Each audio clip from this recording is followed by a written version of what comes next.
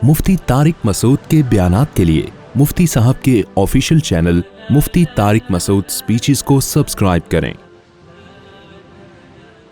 हमें हमारे हजरत मुफ्ती रशीद अहमद साहब ने इस्तिग़ना के मामले में बहुत गैरत सिखाई है। अल्हम्दुलिल्लाह हजरत फरमाते थे मर जाना अपनी हाजत किसी के सामने बयान मत करना। तो इसलिए हमने तो यही पॉलिसी इख्तियार की, भाई घर घर घर कमाना किसने? मर्द ने, और मर्द की कमाई में अल्लाह बरकत देते हैं। यहां भी सेकुलर लिबरल लोग कहते हैं बरकत क्या होती है, तुम्हारे यहां होती नहीं है इसलिए तुम्हें समझ में नहीं आएगी, तुम सिर्फ कालू के लेटर पे चलते हो। कैलकुलेटर को प्यार से मैं कालू का लेटर बोलता हूं। तो मर्द की आमदन है, इसी में गुजारा करो भाई। अपने बेटों को बोलो, तुमने अपने बेटों को पहले से सिखा दो, इन बेटियों की जिम्मेदारी भी तुमने उठानी है मेरे बाद, समझ रहे हो?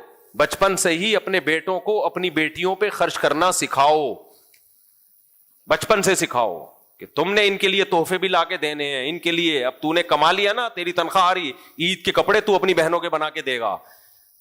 तो मर्द कमाता हुआ अच्छा लगता है, खिलाता हुआ, औरत खाती हुई अच्छी लगती है। फिर सेकुलर लोग बोलते हैं भिखारी बना रहे हो। भिखारी नहीं बना रहे, हमेशा से मर्द औरतों को खिलाते आए हैं, उसके बावजूद औरतों ने घरों में इज्जत के साथ हुकूमत की है, इज्जत के साथ नहीं है। हमारे बापों ने हमारी माओ को खिलाया, तो कभी हमारी माँ को ये नहीं आया कि भिखारन है माज़अल्लाह कोई। तो हमेशा से ऐसा ही होता है, मर्द खिलाते हैं, औरत खाती है, इससे दोनों का रिलेशन भी बनता है। और अगर मर्द गैरतलेस है तो बजाय जॉब करने के उस मर्द से जान छुड़ाओ, ऐसे आदमी से शादी करो जो गैरत वाला हो।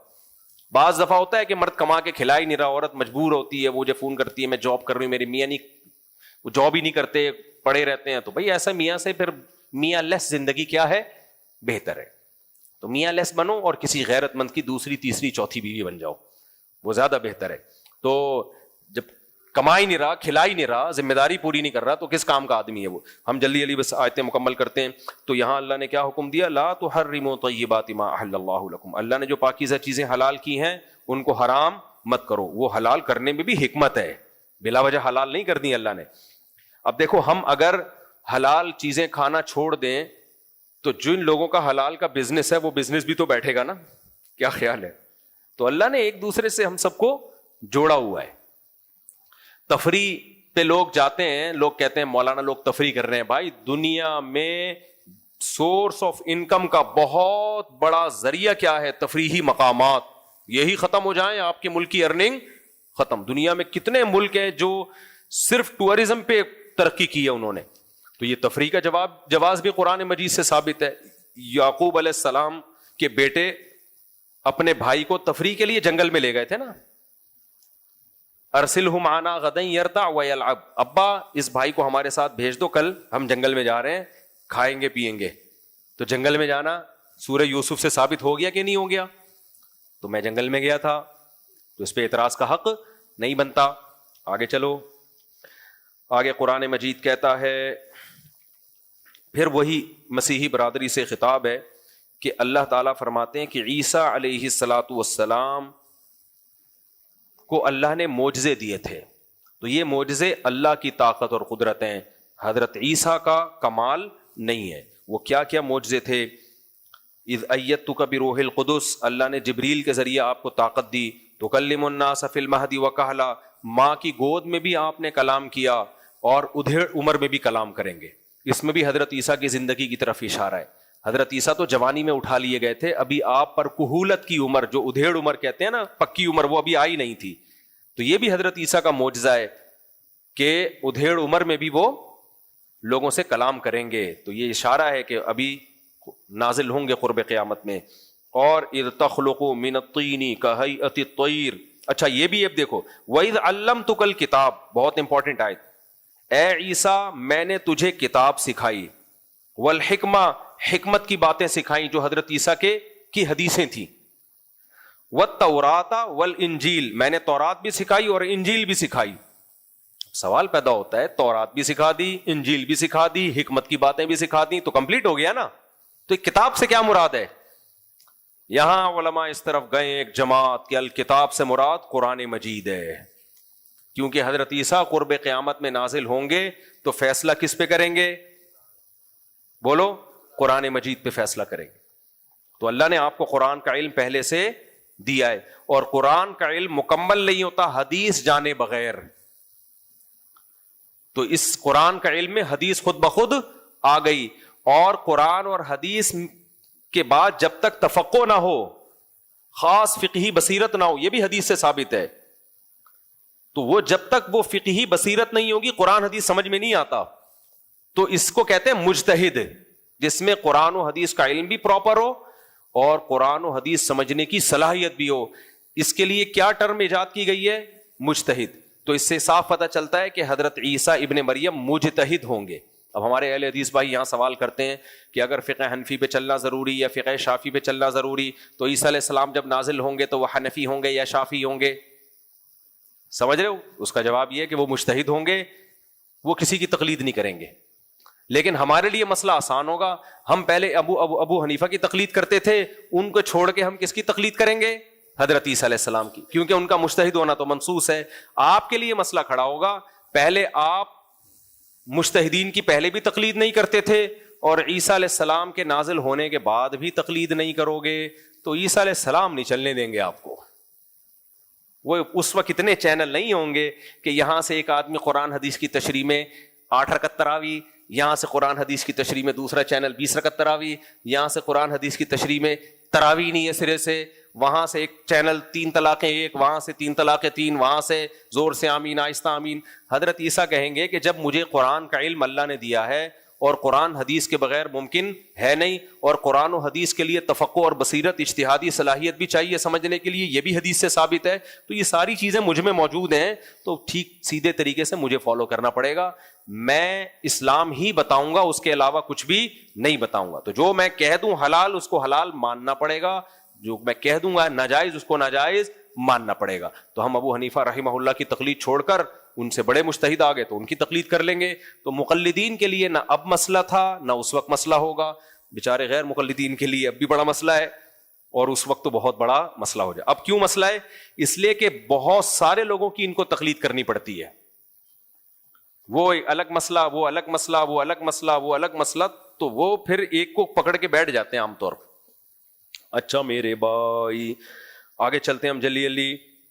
تو حضرت عیسیٰ علیہ السلام کے معجزے, تو کتاب کا علم بھی, تورات کا علم بھی, انجیل کا علم بھی, اور حکمت کی باتیں الگ.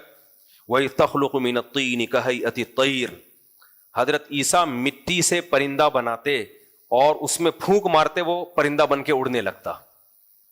اچھا دیکھو, اللہ نے قرب قیامت میں حضرت عیسیٰ کو کیوں رکھا ہے نزول کے لیے؟ وجہ اس کی شاید یہ معلوم ہوتی ہے کہ ہر پیغمبر جو جس بھی زمانے میں آتے ہیں نا, ان کو اس حساب سے معجزے دیے جاتے ہیں. آج کل دور ہے سائنس کا, مادہ پرستی اتنی زیادہ ہے کہ خدا کے انکار کے لیے بھی نا سائنسی نظریات گڑھے جا رہے ہیں کہ یہ خدا نہیں بنا سکتا, اس کی یہ لاجک ہے, چاہے وہ صحیح ہو غلط ہو. بہت دفعہ غلط لاجک ہوتی ہے کیونکہ یہ سمجھ میں نہیں آ رہا اللہ نے کیسے بنا دیا. تو اللہ عیسیٰ ابن مریم کو بھیجے گا, مردے کو زندہ کر کے دکھائیں, تاکہ پتہ چلے کہ اللہ کچھ کرنے میں کسی سبب اور لاجک کا محتاج نہیں ہے. کوڑ کے مریض یا جو پیدائشی نابینا ہو اس کو نئی بینائی مل سکتی, اس کو آپ پیدائشی نابینا کی آنکھیں لے آیا کرتے تھے. تو یہ سارے معجزے اللہ نے عیسیٰ علیہ السلام کو دیے ہیں جو سائنس کو چیلنج کریں گے. ہم آگے چلتے ہیں. اس کے بعد سورہ انعام ہے. سورہ انعام کی بس آخری رکوع پڑھ دیتا ہوں, وقت بہت ہو گیا. بہت اہم رکوع ہے سورہ انعام کا آخری رکوع. اللہ نے اپنی نعمتیں اور اپنی قدرتیں قرآن میں بیان کی ہیں اور بار بار کہا ذالکم اللہ, یہ ہے اللہ. جو کہتے ہیں نا اللہ کہاں ہے, اللہ ہمیں نظر نہیں آتا, اللہ کہتے ہیں یہ راہ تمہارے سامنے, یہ کام اللہ کے بغیر ہو نہیں سکتے. وہ کیا قدرتیں اللہ تعالیٰ کی؟ فرمایا ان اللہ فالق الحب والنوا, دانے اور گھٹلی کو پھاڑنے والا.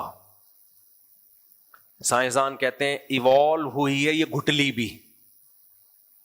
کیا کہتے ہیں آج کل ہمارے مسلمان ڈاکٹر بھی یہی باتیں کر رہے ہیں, ہلدی ایوالو ہو کے اس نے اپنے آپ کو اتنا بینیفیشل بنا دیا ہے. سمجھ رہے ہو؟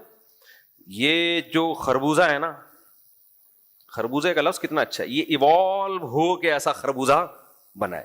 تربوز گرمیوں میں کتنا مزے کا ہوتا ہے. یہ ایوالو ہوا ہے, یعنی ایوالو ہو کے یہاں تک آ گیا کمبخت کہ اس کے اندر بیج پیدا ہو گئے, اس بیج میں سافٹ ویئر بھی انسٹال ہو گئے. وہ بیج جب آپ زمین میں ڈالو گے تو اس سے دوبارہ ویسے ہی خربوزے کی اور تربوز کی بیل پیدا ہو جائے گی. ہر بیل کے اندر وہی بیج ہوں گے, پھر ان بیجوں کو دوبارہ ڈالو گے, وہی پروسیس. یہ بیج کے اندر ایسے سافٹ ویئر انسٹال ہو جانا یہ ایوالو ہونے کا نتیجہ نہیں ہے. یہ کوئی ماہر ہے انجینئر جس نے یہ سافٹ ویئر انسٹال کیے ہیں. یہ بہت پیچیدہ سافٹ ویئر ہے, یہ ہلکے نہیں ہے کہ لا آف چانس کے تحت کروڑوں سال میں خود بخود ڈیولپ ہو جائیں گے. یہ نہیں ہو سکتا. اور زندہ سافٹ ویئر, یخرج الحی من المیت ومخرج المیت من الحی. اللہ کہتے ہیں اس بے جان سے حیات کو پیدا کر دیتا ہوں میں, زندگی کو. زندگی کو اب تک ڈاکٹر ایکسپلین نہیں کر پائے ہیں کہ زندگی نام کس چیز کا ہے, اور اس زندگی کو کہہ رہے ہیں کہ یہ آٹومیٹیکلی خود بخود بن گئی. تو اس لیے اللہ نے فرمایا ان لوگوں کی کم بختوں کی باتوں میں مت آنا. ان اللہ فالق الحب والنوا, دانے اور گھٹلی کو پھاڑنے والا. پھاڑنے کا مطلب کیا ہے کہ جو بھی اس میں سسٹم رکھا ہوا ہے, سافٹ ویئر ڈالے گئے ہیں, یہ کس نے ڈالے ہیں؟ اللہ نے. کیسے عجیب سافٹ ویئر ہیں. زمین میں کچھ بھی ڈالو زمین کھا کے ختم کرتی ہے, بیج ڈالو گے تو کھا کے ختم ہونے کے بجائے گرو کرنا شروع کر دے گا. وہ فرمایا وَمُخْرِجُ الْمَيِّتِ مِنَ الْحَيِّ, زندہ کو مردہ سے, مردہ کو زندہ سے نکالتا ہے. ذَلِكُمُ اللَّهُ, یہ ہے اللہ. ذَلِكَ عربی میں ہاتھ سے اشارے کے وقت یہ لفظ استعمال ہوتا ہے. ایتھیس کہتے ہیں نا ہمیں خدا نظر نہیں آتا, اللہ آ کے بتاتا کیوں نہیں ہو کہ میں ہوں, خود بول دینا ہمارے سامنے آ جائے ہم دیکھ لیں اس کو.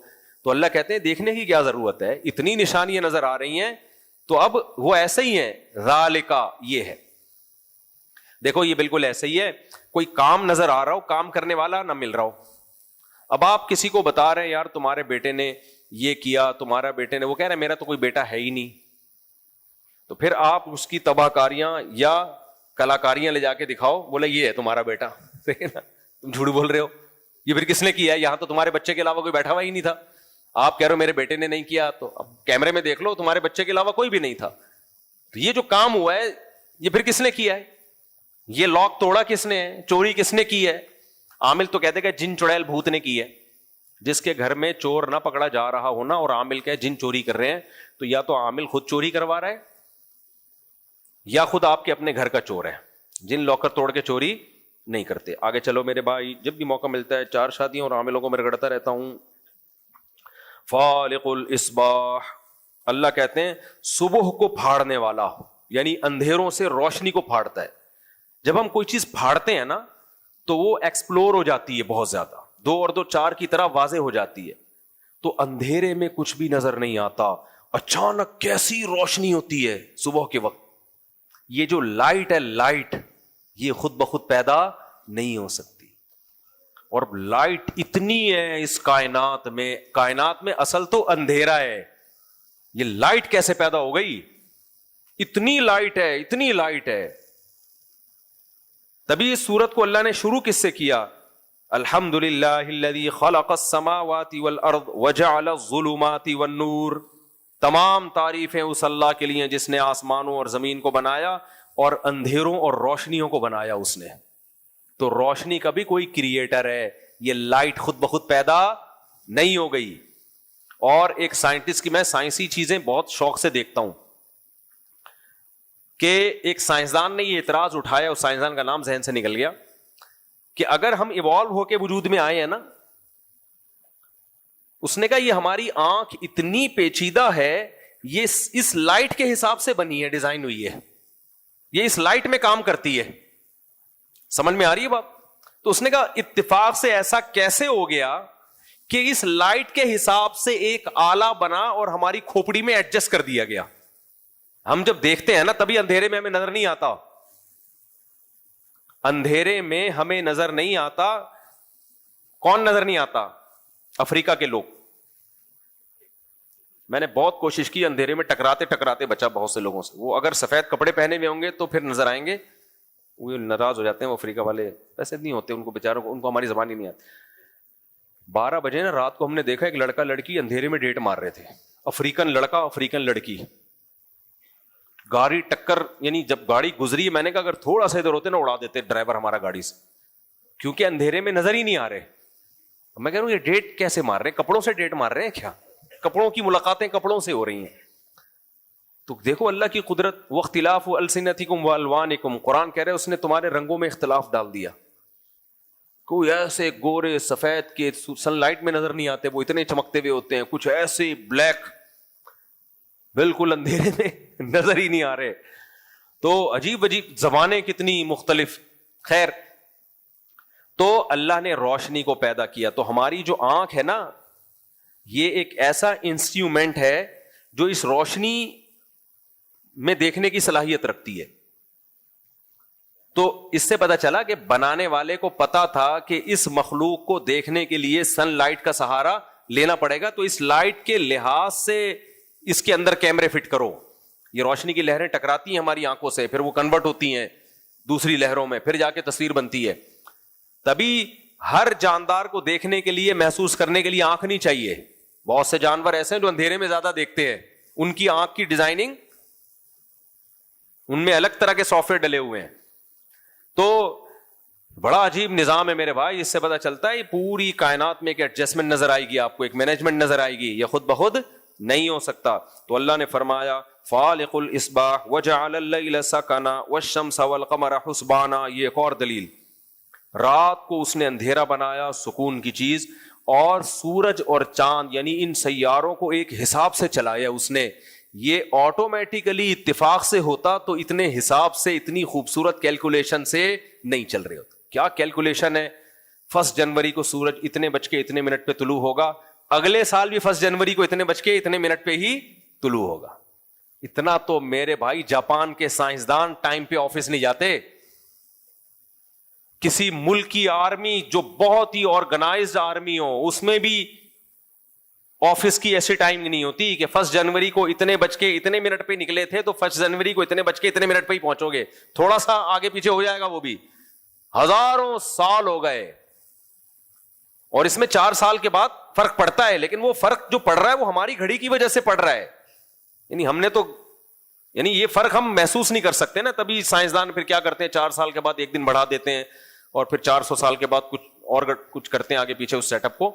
لیکن کیسی ایکوریسی ہے بھائی اس میں کہ, اور آپ کو پتا ہے کتنی اسپیڈ سے یہ زمین حرکت کر رہی ہے, اتنی اسپیڈ کے بعد بھی ایسی ایکوریسی.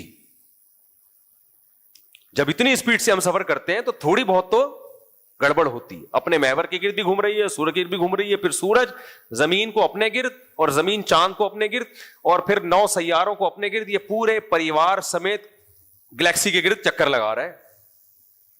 ذرا سا بھی آگے پیچھے نہیں ہوتا بھائی, ذرا سی ایڈجسٹمنٹ میں کوئی مس مینجمنٹ نہیں ہوتی. تو اللہ نے فرمایا ذالک تقدیر العزیز العلیم. یہ صرف دھماکہ برائے دھماکے کا نتیجہ نہیں ہے, یہ اندازہ ہے ایک ذات کی طرف سے, یہ مینجمنٹ ہے جو زبردست طاقتور اور علم والا ہے, اس کی طرف سے ہے.